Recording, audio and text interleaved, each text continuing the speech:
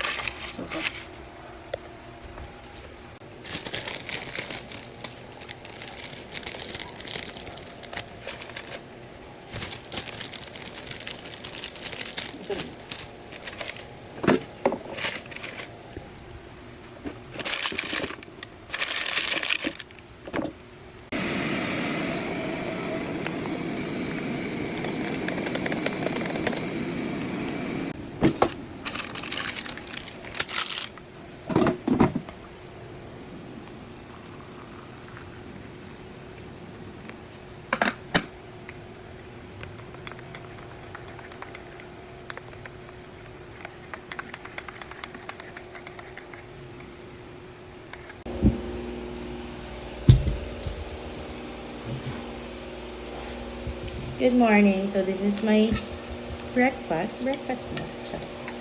This is my food after shift. Nakauwi ko lang. And I want to drink my Anlene 3 times. This is good for 19 years old and above. Up to, ang alam ko, hanggang 50 years old. Gusto ko to. And it's very helpful. It's good for your bones, joints, muscles. And this is chocolate flavor. Kaya bet ko siya. Ito talaga yung laging binibili. And it's recommended to have 2 sachets per day. Pero ako, once a day ko lang naman iniinom tong Anlene. So, kailan ako iinom ng Anlene? Kapag mas marupok na yung buto ko. You might wanna try this. And this is my bread. I bought it in 7-Eleven.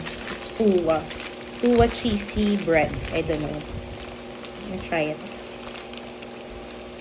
Ang sarap! Ang harap na to.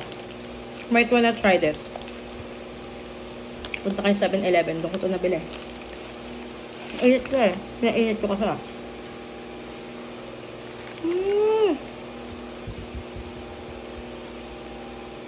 I can taste the Japanese mayo and cheese. Good siya. Good siya pag samahan. Tsaka ang sarap talaga yung tinapay ng Fua. So, perfect combo to. Combo to ngayon sa akin. Anlene and Fua. Thank you for watching.